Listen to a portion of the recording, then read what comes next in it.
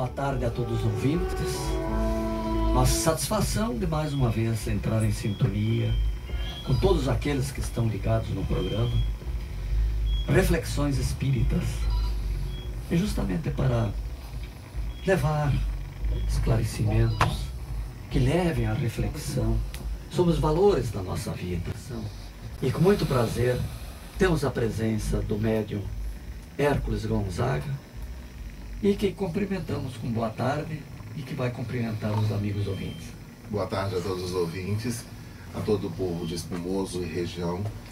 O meu carinho a todos vocês, e é com muito prazer que eu consegui chegar até aqui e ser recebido por uma energia linda de uma cidade maravilhosa e de pessoas altamente abençoadas por Deus. Eu trabalho como terapeuta em São Paulo, sou formado em psicologia e atuo no campo da mediunidade.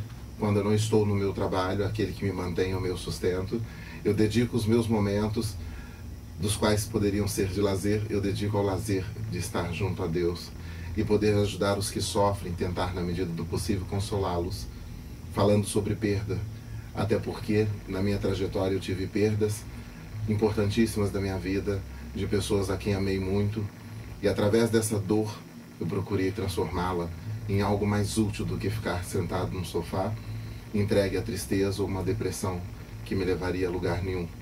Ali eu transformei a dor em esperança e passei a consolar os que choram e me dedicar à mediunidade e seguir a doutrina espírita.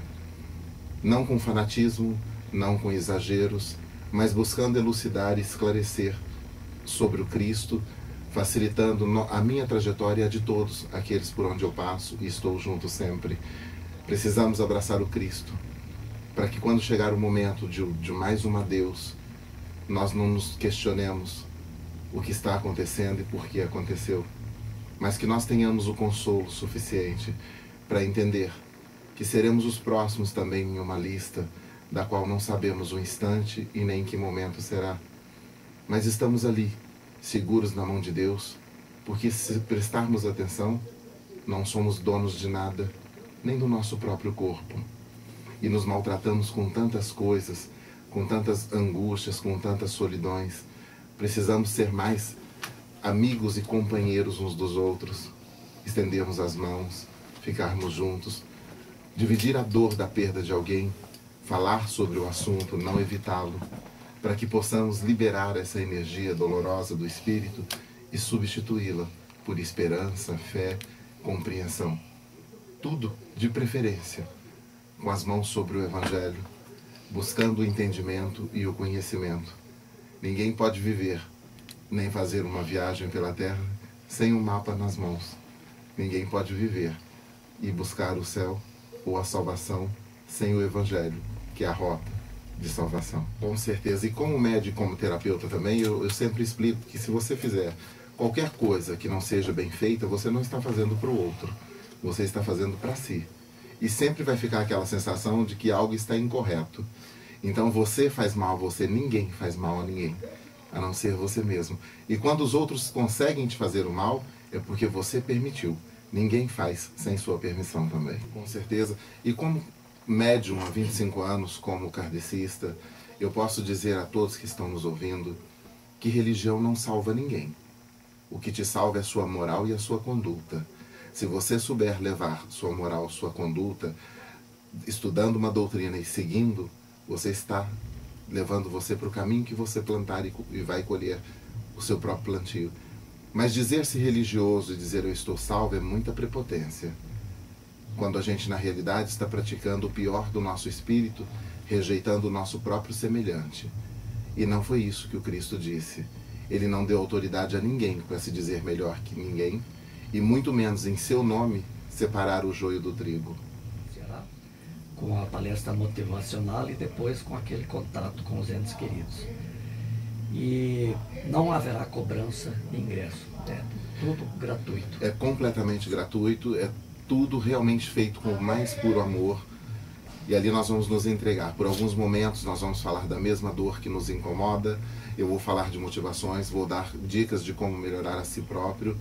E a minha palestra termina por comover a muitos por onde eu já passei, porque o tempo todo eu uso música e eu brinco muito, porque ser médio não é ser carrancudo, até porque eu já não sou muito bonito e carrancudo ficaria pior. Então a gente precisa sorrir, sorrir sempre. Modificar um pouquinho aqui sobre suicídio. Sim?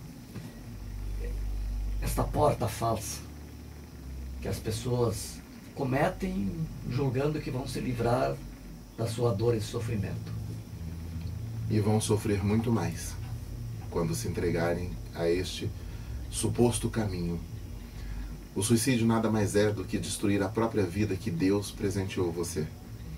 E quando você rompe essa vida, não é uma lei kardecista, não é uma lei religiosa, é uma lei que você impõe a você, de não receber o perdão de uma forma tão fácil, porque você terá que lutar para resgatar o seu próprio perdão. Não há ninguém que vai te condenar. Do outro lado da vida, você mesmo vai tentar buscar esse perdão e entender que você quebrou uma coisa chamada lei divina. Você destruiu a vida que foi presenteada por Deus. E nós não temos o direito de tirar aquilo que Ele deu, a não ser Ele mesmo. Tem o seu livre e total direito de, no instante exato, nos convidar à nossa viagem e passagem dessa vida. O suicídio nos coloca em todas as situações negativas de perturbação mental, perturbações perispirituais, e nos confunde, porque depois dessa vida você não consegue livrar-se dela, porque não há como suicidar-se de novo. Então as pessoas fazem isso para ficar livre de um problema, ganha 2 ou mais, e depois não tem mais como ficar livre. A única maneira de ficar livre dos problemas não é colocando uma corda no pescoço, é tirando-a com amor, aceitando o sofrimento, aceitando tudo aquilo que a vida lhe traz. A vida não dá nada a ninguém que não os pertença. Cada um tem aquilo que pertence a si mesmo e vive como quer. Se você agradecer por morar debaixo de uma tapera, um bangalô ou uma mansão, você é uma pessoa que vai permanecer intacto. Se você maldizer até mesmo a sua tapera, tenha certeza que a chuva virá e a levará também. E assim, para aqueles que já cometeram o suicídio, há esperança para os familiares ou ele está totalmente perdido?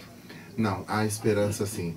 Muitos deles se comunicam, trazidos por mentores durante a psicofonia, porque eles têm uma oportunidade também, pelo próprio universo de Deus, de poderem se redimir, talvez pedindo perdão, possa livrá-los de muitas dificuldades espirituais.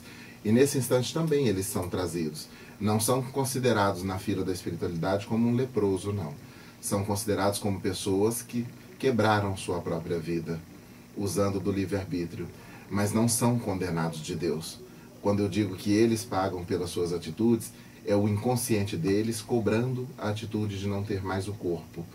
Porque aí você desperta numa realidade em que seu corpo não está mais. Você vai se sentir o tempo todo constrangido e sem abrigo, causado por você mesmo.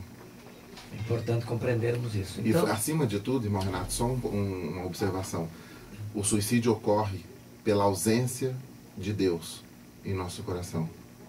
E por mais que a pessoa partiu, nós temos que fazer prece por ele, pedir a Deus que o ilumine, que toque o espírito dele aonde ele estiver, que o perdoe, que ele se perdoe. Não podemos dizer e deixar de lado. Suicidou, deixa para lá. Não. É a ausência de Deus. E isso é o que eu tenho visto muito faltar nos lares. As pessoas não entregam Deus aos filhos, não falam sobre Deus e impõem religiões. Nós precisamos falar de Deus e deixar que eles escolham. O livre-arbítrio esteja com eles. E isso liga à depressão, porque muitos, quase a maioria dos que se suicidam, estão num estágio de depressão. E a depressão é uma doença da alma. Causada por frustração, né? Afastamento da criatura do Criador. Sim, porque tudo eu acredito que eu tenho que pedir e Deus tem que me dar. E quando ele começa a não obedecer às minhas ordens, eu me vejo sozinho e solitário. E eu começo a me entregar a essa descida e entrar em sofrimento.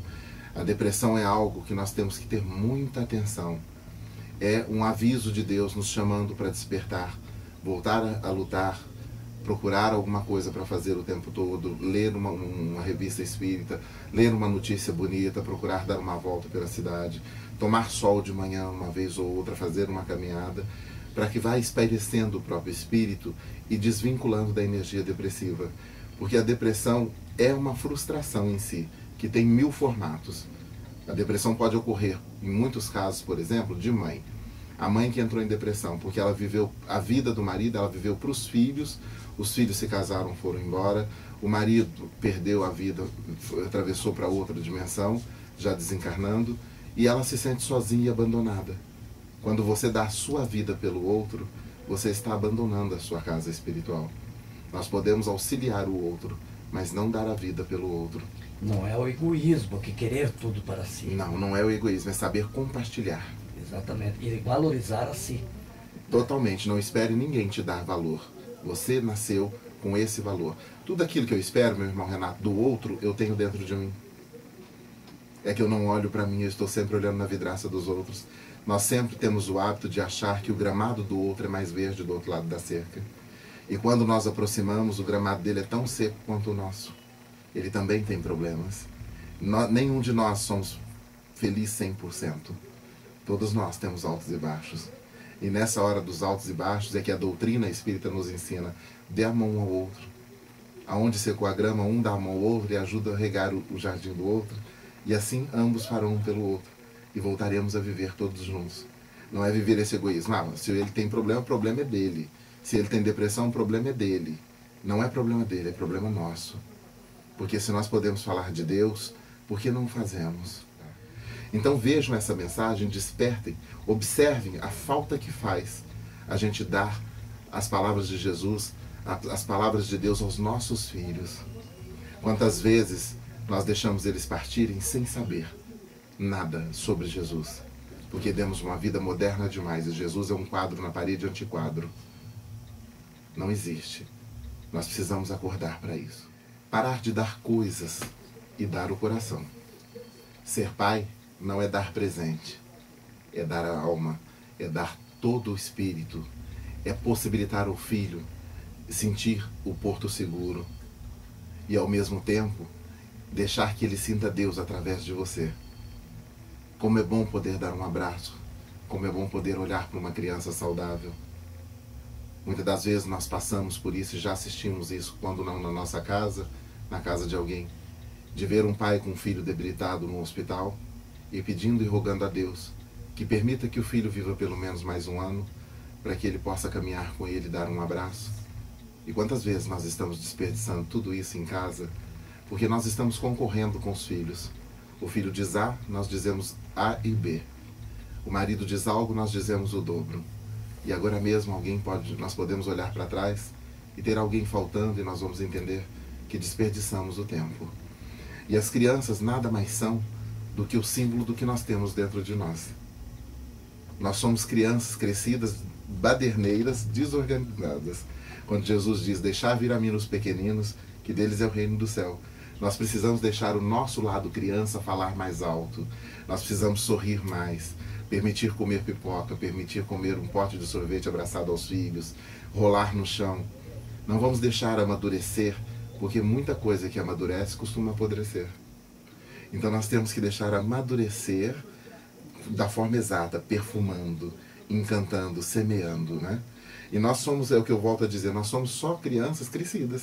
Nossos brinquedos são outros, né? E nós achamos que estamos perfeitos. Precisamos voltar, observar uma criança com a sua pureza, não com a nossa arrogância. Todo carinho. E quem quiser conhecer um pouco mais do meu trabalho, o site é www.herculesgonzaga.com.br, para saber mais sobre a minha vida, para me mandar e-mail, para falar sobre a sua saudade.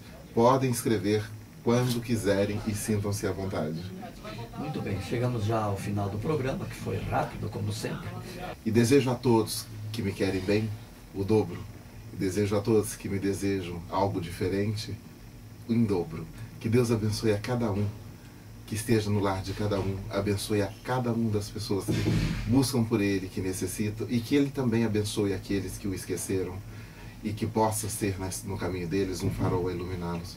Um grande beijo a todos os ouvintes, a toda a família espírita, a todos aqueles que não são espíritas, aos católicos, aos budistas, aos protestantes, aos evangélicos, o meu carinho, o meu respeito sem ironia, sem hipocrisia, porque o meu Deus fala todos os idiomas e abraça a todos os irmãos.